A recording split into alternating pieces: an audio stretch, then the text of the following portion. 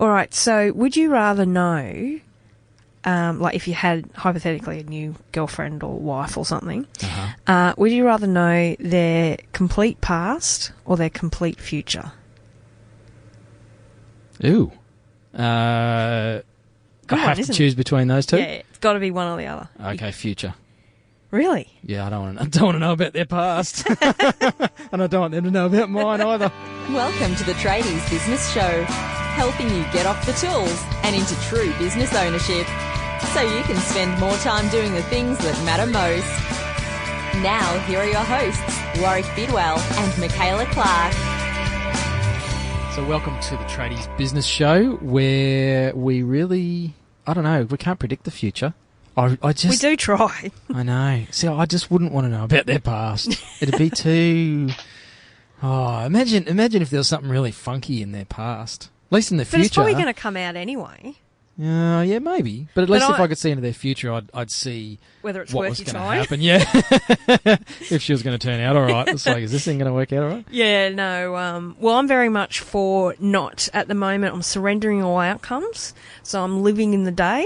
So I don't want to know anything about the future, and the past I'm forgetting about. So well, I didn't really want to pick either of them because I wanted to say I don't care. I just want to live for the now. But you said I couldn't do that. Now you've just broken those rules. Yeah, no. I would want to do the future. Yeah, as well. Yep. Because I want to know if it's worth my time. Whether you need to cut and run or not. If they win the lotto in 15 years, I'm going to want to know about that. Oh, yeah, I'm sticking around for that because it's all about the money. It is. Yeah, I'm not shallow at all. No, we're not trying to live a greater quality of life or anything. Anyway, let's talk about today's guest, Michaela. So, the interweb, it's really confuses. Off? yeah, it's quite popular, but it's still, it's been around for a little while now. Like we're talking 30 years or something. Still confuses the hell out of people and causes a lot of angst. But today's guest is going to help us with that. He is, so, hopefully. So yeah, no pressure. No. Matt Jones from the Tradie Web Guys, so an expert in all things websites that are built and designed specifically for these types of businesses, and also a fellow new podcaster from the Site Shed. So welcome, Matt. Thank you, folks. How are we? Very well, and thank you for sitting through our intro there, mate. We thought we'd try something new today. We're trying to be efficient. I was a little bit apprehensive there. I wasn't sure where you were heading with this, looking into the past. I thought maybe you've been speaking to one of my friends about Saturday night. Yeah. So what about you, Matt? You meet a girl. Would you want to know about her past or her future? What's your pick? Complete past or complete future? So bolts and all, nuts, bolts. Jeez, I don't know. Maybe... I guess probably the past, because then you'll sort of know where you're heading with the future. Yeah, okay. It seems to be a common thread. Yeah. Yeah, I don't know about the future. I think if you how good would it be if you knew the past, or if you could go back in time and bet on this horse or something like that? I always say I'd buy Apple shares the day they came out. Yeah, exactly. Life would be boring if you could do that, though, wouldn't it? Yeah. Where would the excitement be? I'm sure you'd find it. You'd know where to go, you see. Yeah. Couldn't agree less, Warwick. Couldn't agree less. All right, well, let's talk about something maybe we can agree on, is websites, Matt. I know you probably get asked about them all the time. It is your business after all, Matt, but with Trading Web Guys, and a couple of our listeners, I think, have used your services and been very, very happy. So, but we're not going to just talk in general about websites today. And we were chatting before we pressed record for today's episode that Michaela and I are on a bit of a crusade at the moment, because we've both read the book The One Thing, and I'm feeling a bit evangelistic about this book these days. But websites really are a lot simpler than people make them, aren't they, Matt? They are and they're not. I think just as humans, we tend to try and overcomplicate most things, and the website in a business tends to be no different. Yep. So I think the reality is today it's just becoming it's such a critical part of every business. You sort of move with it and evolve, or you you get left behind. So what do you think is the one thing that people should think about when they're looking at, having a website or designing a website? What do you think should be their clear priority for that? I think the number one thing that people should look at their website as is the fundamental platform for their business. And when I say that, it should incorporate, don't look at your website like a static tool on the interwebs where you can, put photos up of your jobs and do all this stuff once and then leave it. Like, it's really an evolving organism, and you can really use it to form the foundation of your marketing platform. You can use it as your list builder. You can use it to syndicate your content. You can do all this kind of stuff, and you do it all from your website. It's something we like to preach at our workshops. Everything will eventually stem back to your website. Like, it all comes back to it. If you're driving down the street and somebody sees your logo on the side of your car, statistically, people are more likely to jump on their phones and Google the name they've just seen than call the number on the side of the car. So, you've got to have somewhere for that person to land on. Otherwise, you're a click away from someone else that does, and that's not good. Yeah. So, and the other thing you're saying, it becomes all-encompassing. It's also reaches out to where people can book online now. So it's your customer service and speed of service and part of your sales process, which is so important. And, building a database. I know, last episode or two, we talked about rebooting old clients and strategies that you can use for that. And one of the biggest things we say is you've got to have a database. So it's so critical to capture your client details, and websites are making it so much easier to do that now. And look, the other thing is, I suppose, on that topic, we're big fans of helping people build assets into their businesses, and assets that can potentially be acquired. And as Warwick, I'm sure when somebody comes to acquire a company, they're typically buying two things. Firstly, it's your database, so it's your list, and secondly, it's more often than not the systems and processes that run that business. And if you've got those two things together, then you're in a pretty good situation from an acquisition point of view. So that's the other thing. Look at your website more as a valuable business asset, as opposed to something you just need to have because your mate has one.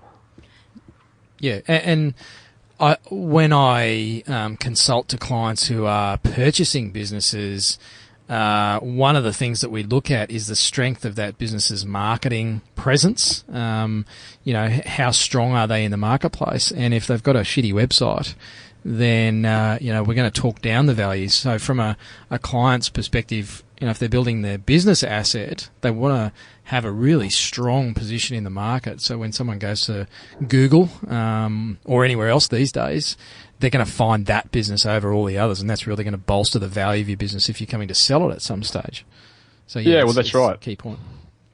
So, I suppose, that website, as we sort of mentioned before, it really forms like the fundamental basis of what a business is today. Back, 20, 30, 40 years ago, if you were a builder and you specialized in, say, stairwells or attic conversions, you might have had a showroom. You might have had a place where your customers could come and see the kind of stairs that you install and do all that kind of stuff. Those days are gone now. Everything's online, so your customers are just going to jump on their phone and they want to find out information about what you do and your service from their handset. And that's just the way we're going. That's just the way the world's moving. So you've got to make sure that you're accounting for those people. Yeah, and I think the other thing too is, I think it's Google came out and said, the zero moment of truth now, where, people are going to Google a business straight away, and because they can have instant access to information, that they're going to very quickly make an impression of you, from your website. And if they're looking at 3 or 4 websites, often they're going to call the one that, really solves their needs as quick as they can read or determine. Well, that's right. It really is now. It really is the place where you make your first impression. And, as you know, you don't get a second chance at a first impression, so you want to make sure you get it right. And then I suppose taking it back even further, even regardless of Google and regardless of, Google advertising and all that kind of stuff, if you've just got a tool there where people can see your company, see the website, and then jump on and find it, enter that straight into Google and find your website, then you're still a massive step ahead of people that don't have that. Yeah, which is amazingly still a fairly high proportion of businesses. Thankfully for me. There's a big market out there for you, mate. So what do you think, I know you mentioned before that they tend to overcomplicate websites. What do you see as one of the key mistakes that a lot of tradie type websites have? We're a big fan of helping people establish a niche within their industry and focus the message around that niche. So an example might be, if you're a small-scale domestic builder, and realistically, you pretty much do most things. You'll do all your renovations, extensions, pergolas, decks, maintenance, whatever. You might have an excavator. You might do all this stuff, but it's very hard to market a website or a company that tries to cover too many things. Whereas if you're the renovation expert, it makes it a lot easier to build a brand around that, and it also makes it a lot easier to create content around that, and as a result, show up on search engines. So, keeping a clear message or trying to establish, a bit of a niche in something that you do actually does work in your favour. Yeah, I'm a big niche fan as well, and I guess that's coming to the principle of having a really clear, concise message on your website. One of the big things that you'll see often, I'm sure, is say a web page, and this is sort of moving more into the content side of things, which we might talk a bit more about in a minute. But if you're looking at a web page, you should always make sure that page has its own unique message. So there's nothing worse than going to a services page on a website where you've got every single service that you do on the same page. Firstly, it's confusing for your visitor. Secondly, it's impossible to optimize for the search engines because it's such a mixed message. And thirdly, it's a bad user experience. So you're more than likely going to get people, deviate from that website based on the fact that they can't find what they're looking for. So that's another thing to consider with content. It's making sure that message is clear and it's talking about that specific product, service, whatever it is. And when you go down that path of running marketing, you typically don't want to be running marketing towards a homepage which has general information. If you've got a page built specifically about, a promotion you're running on, maybe it's hot water installations or whatever it is, send people to that page so they're getting information relevant to what they're looking for. Because that's something I think tradies maybe struggle with, and certainly when I see their websites, if you just talked about hot water, so if you take a plumbing business, for example, the tendency is just to talk about plumbing. But how do I stick my flag in the ground on being just about hot water? Because the fear is that I'm missing out on, toilet repairs or shower installs or bathroom renovations. I mean, I would argue that you probably won't miss out on them. So, we have a lot of plumbers that specialise in things like, say pipe relining, okay, as an example. Mm-hmm. Now, they do pipe relining off the back of like a block drain business, and one will feed each other. So, if a customer has a block drain and that company specialises in pipe relining, then it's the simple upsell for them. And it goes back the other way as well. If somebody needs pipe relining, which is considerably easier to optimize on the search engines and get results for because it's a lot lower search term, then again, that will then tie back into the drain cleaning business. So they'll still be feeding business into their drain cleaning. And it's the same with hot water. So, for example, if you specialize in hot water, it doesn't mean that you don't do other things. It means that it's a foot into the door for you where you can promote your other services. Yeah, it's. I guess it's just a fear that people have, and really they just need to get over it. That's the simple advice. And look, the other thing is, like, I suppose, speaking across the board here, generally people won't do either of these things either anyway. So it's everything, as I was saying before, like your website's a living organism. Like it's always a work in motion, and it's always a matter of A/B testing things and seeing what works, and then adapting the website to suit those better results. If you don't try these things, I mean, most people will typically just have the website built and it will just sit there the same thing. It sit there exactly the same as when it was built 2 years down the track, which is terrible. But that's the way it goes. People Sounds don't really like my invest website. No, I wasn't going to mention that. Yeah.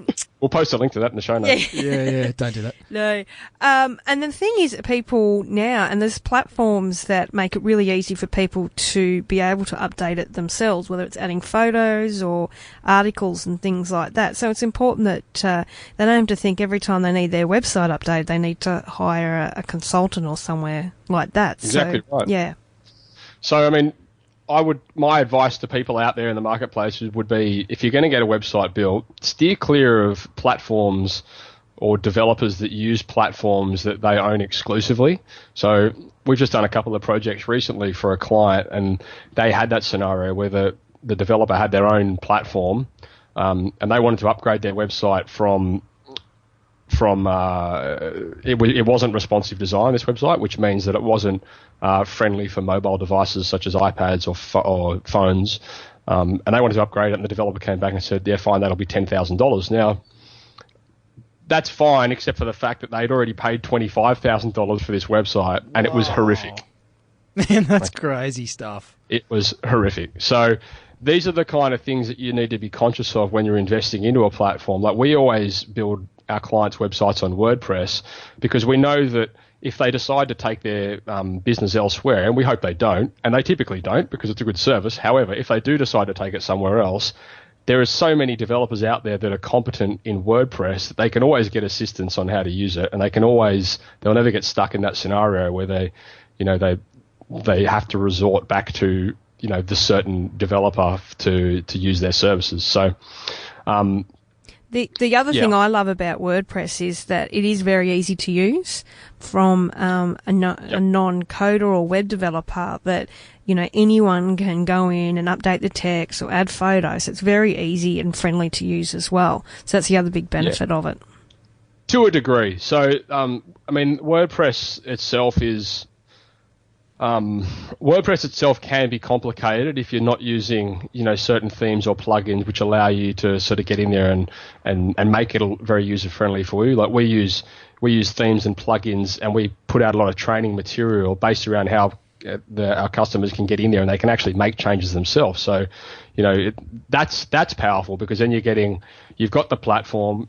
It's built so it's easy for you to use, and then we also teach them how they can get in there and make changes for them, which means they haven't got to constantly come back to us and hire us for consulting or whatever it is, because we're trying to address that problem before it happens by putting that material out. So WordPress itself it is an easy platform. However, there are certain tools that you can also implement into WordPress which make it even easier to use.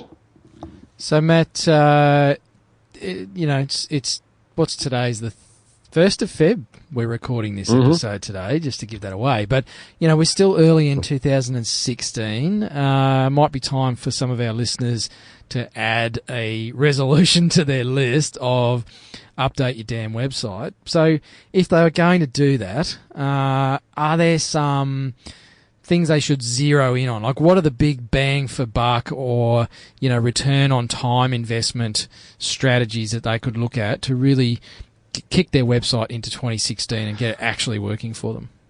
The paradigm that I like to address is,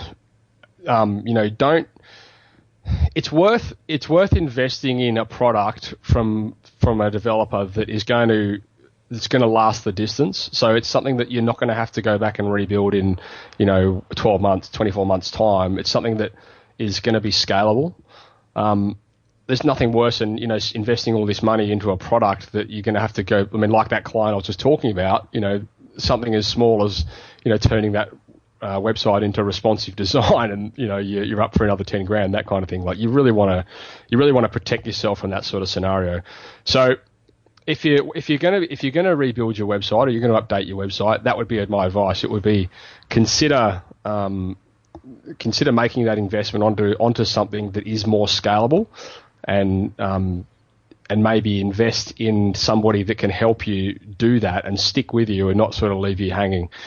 That'd be my main advice. Cool. So one big thing I think is really going to impact trade businesses this year is content marketing, which is all about putting out valuable and useful information to your audience. So whether that's through blog posts or videos, articles or photos, is really going to help businesses, be found, help with their SEO, and again give that really good first impression. So how do you see that content marketing is going to impact the industry this year? Well, look, I mean, content marketing is kind of an all-encompassing term these days, and as you just mentioned, it could be photos, it could be video, it could be blogging, it could be FAQs, whatever it is, So I would just say, if you're going to get into the content marketing mindset, then the only way I've ever seen it work successfully is by implementing some kind of strategy. If you sort of do it ad lib and sort of think, I'll just go and write an article about whatever you're doing at the moment, and it's not actually blocked into some kind of strategy, then I dare say it probably won't work so well. And I know because I've done that myself. Haven't we all? I know that when I bang on about it, I always say pick one platform. So whether it's videos or photos or Instagram or your website, whether it's blogging and articles, and just focus on that one stream or way type of content, and then just do it consistently. So the one thing I would say to all the listeners out there is, if you're going to go down the space of creating content, create content that at the end of the day, regardless of scenarios that might happen, you still own. So often we'll see people go and post these massive blogs into Facebook or Google Plus or whatever it is, and which is ridiculous, really, because you're not optimized. It's not optimized content. And at the end of the day, if something happens to that account, so say, for example, I don't know, Facebook or YouTube decides to close your account because of one reason or another, you lose all the content that you've created. So we always encourage our guys to, if you're going to create content, create it on your website so that it's in there and you own it, and then you can syndicate that content to other avenues. So it might be Facebook, or you could post a link, in your LinkedIn or whatever it is. But try and always drive people, or if you're not driving people back to the website, at least keep that content on the website where you're in control of it. Yeah, if that makes sense. That's right. And really, when you're on social media and all that, your one thing should be promoting your brand and driving them back to your website. So I'm a big one also of making sure that your content, you own it, so it's on a platform that you control. Because a good example of that was things like, Facebook years ago, when, people had massive businesses on Facebook and they changed their algorithm overnight, and, these businesses lost out because they didn't have their content. It wasn't pointing to a platform that they owned. They just relied on, everybody else on other platforms to manage it for them. So you don't want anything that's not in your control. Yeah, that's right. And, I suppose you've got to be smart as well about the kind of content that you're creating. If you're going out there and you're just trying to sell all the time, it's probably not going to be an overly successful strategy. Your content creation is more often than not about educating and bringing some light onto a subject, or talking about something that a listener or a reader might potentially be able to relate to. So if they're in a similar scenario, then they know exactly what you do. It's not always about going out there with a hard sell. So when you are creating content, you should really focus more on selling the benefits as opposed to selling the process. And as a business owner, across the board, we see this in all different industries, not just tradies. People they go out there and they create content based around what they would like to hear themselves, but of course your listener has no idea what you're talking about. So it comes back into, I suppose, as well, wording your content so that it's not too jargony and it's not too, technical. Like speak to, write. I always say to our guys, write your content like you're writing it for your mum. Okay. My mum doesn't want to hear about motorbikes though, Matt, so I should stop writing about that? Yeah, well, no, I don't know. Maybe she would. Maybe if you'd stop being so technical, she might. Yeah. I just wanted to, I guess, something you said earlier about things coming back to the website. Michaela just said it as well. Really, your website, and I've seen this sort of graphic presented before, is your website is the hub of the wheel, and everything needs to be coming back to your website, whether that's your social media marketing, your blogging strategies, even your physical marketing. You talked about, signage on the side of vehicles. You want to be driving people back to your website, yeah? Yep. I mean, everything, all encompassing. So, I mean, the logo on your uniform, the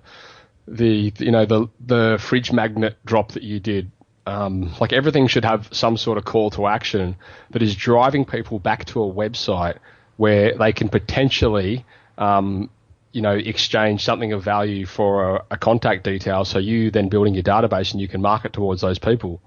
Otherwise, it's all for nothing. I mean, if you're not exchanging that detail, if you're not getting people back to the website, then, what's the point? That's right. So what do you find is some good, if you can give some specific details about, so say I am a plumber or electrician, what's some kind of content you would think that our potential audience would be interested in? Like, what kind of things should they be creating? Okay, well, so to give you a tier, I'll give you an example. We just did a landscape gardener, and we created a bit of content for him. It was in an automation sequence campaign that was to go out, over the course of 12 months. And what we did with him was we thought, okay, well, what's going to help us drive engagement for your audience? And his audience were, people, well, ironically, like my mum. People like ladies that love their gardens and they wanted to maintain it and do all this kind of stuff. So what we thought would be a good idea is if we created a bit of a campaign around seasonal tips. So, what you can do to your garden coming into winter or coming into autumn, and just a little. At the end of the day as well, just remember, it's about keeping in contact with these people and adding value. So it's giving them something that they can implement. And by doing that, you're building trust with them, right? Like you're building rapport. So, yeah, that was a campaign we built for a landscaper, and that's been great. Like he gets a lot of feedback there from his clients saying, oh, great, that's how I look after my rose bush and all that kind of stuff. So, so that was a bit of fun for all of us. If it was a plumber, especially me, because I'm not really up to speed with I'm not very much of a green thumb. Yeah.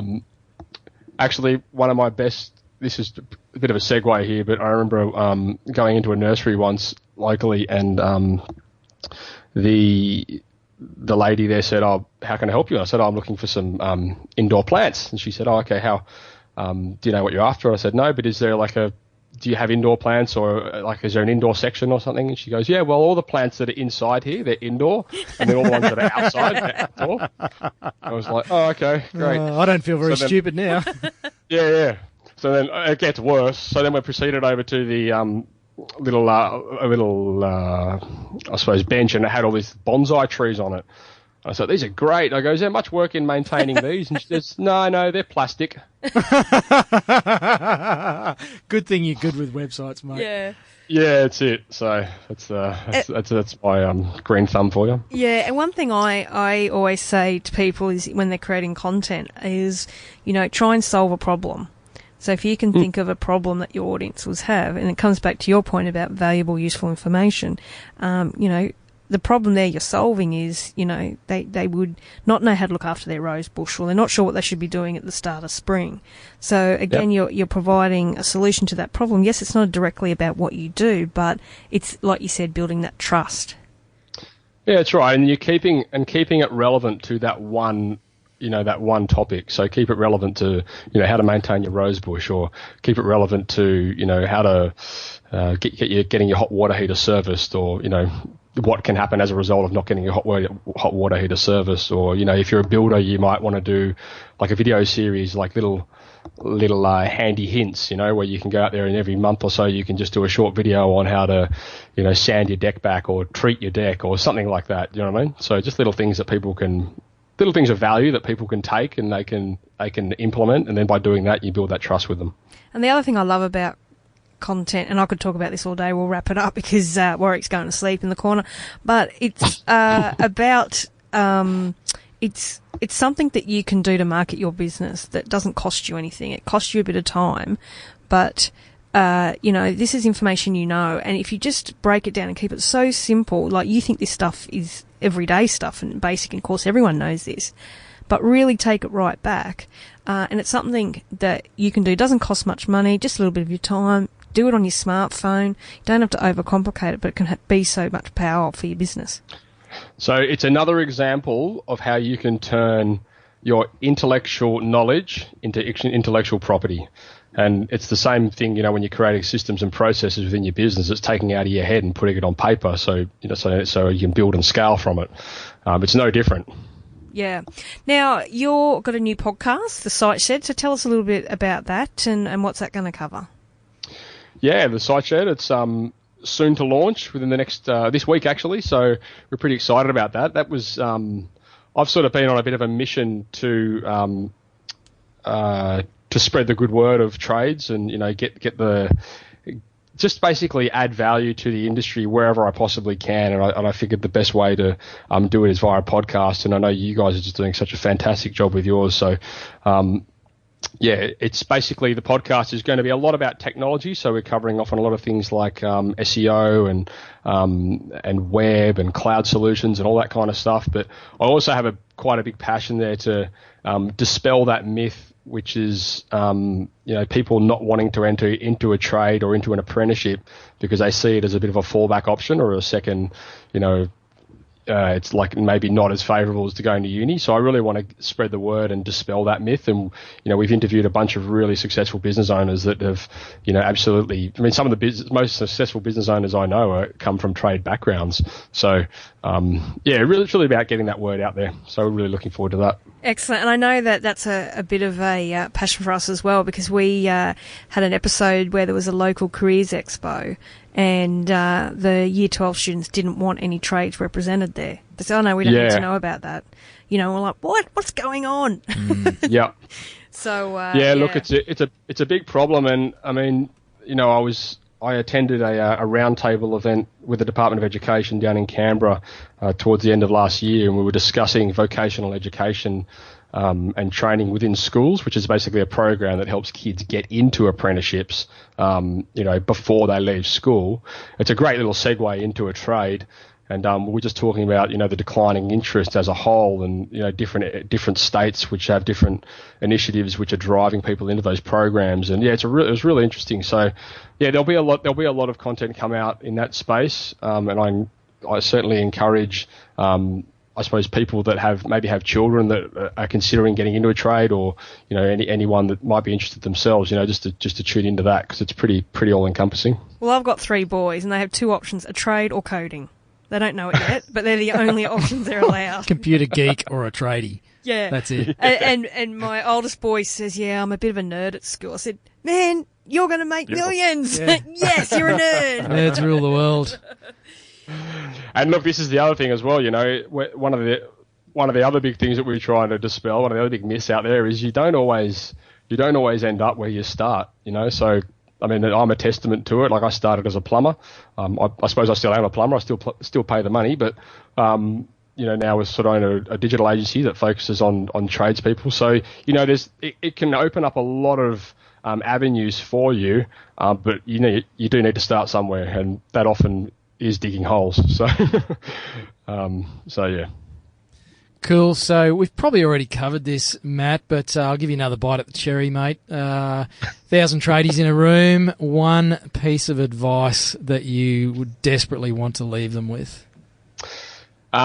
Whatever you do, whatever you want to build it to scale. So just have a long-term perspective in mind. If it's going to cost you a little bit extra initially to set that up, that's fine, because it will probably save you a fortune. And that goes across the board with anything. You know, we're not just talking about websites. It could be anything. Just have a bit of long-term perspective. Great advice. Good advice, mate. Snap. Well, Matt, been a pleasure having you on the show, buddy. And how do they, if anyone wants to get in touch with you, how would they find out about you? Yeah, we're Tradie Web Guys across the board. So TRADIE Web Guys. The website's .com.au. We're the same. We're Tradie Web Guys in Facebook. We're Tradie Web Guys in Twitter, LinkedIn. You name it, you can get us anywhere there. And the phone number's 1300 417 297. So yeah, we're pretty easy to get a hold of. Just Google it. Your podcast will be on iTunes. The podcast will be on iTunes. The podcast will be on Stitcher. So Apple and Android. Yep, and we'll put a link to that in the show notes if you like. We will. Yeah, no, we'll link all those things up for you. So thank you for your time and passing on some great tips there. No problem. Thanks for having me. Awesome. Thanks, Matt. We'll talk to you again soon, mate. Looking forward to having you on my show. Sounds good. Cheers. See ya. And hopefully you got a bit out of Matt's interview today. And if you want to get some more info about content marketing and websites and all that kind of stuff, we have a little free book on our website. And you mean we are practicing what we're preaching? We are. So I don't know if it's a good or bad example, but check it out. And I mean, this is an example of something that was, free to create. It was just some ideas we put down, 99 marketing tips for tradies. Mm-hmm. A little thing on our website. We get your email address and we promise not to spam you, but we have a database. Mm-hmm. So, and we're giving you some valuable information, which we originally were going to charge for. We thought, we'll be nice. Give it away for free. Yes. Because we're good blokes, aren't we? We are good people. Oh, yeah, that's right. You're not a bloke. Political correctness. Political correctness. There's no place for that on the Tradies Business Show. So tradiesbusinessshow.com/free or just head to the homepage. Yep. And, if you've got a website and you'd like us to give you some feedback, be prepared for some heavy-hitting stuff. But, if you've got any questions, find us on Facebook, send us a voicemail, whatever you like. But get in touch with us. We're more than happy to give you some tips. And we're also on Instagram now. Oh, yeah. It did take us a while, but eventually we're on there.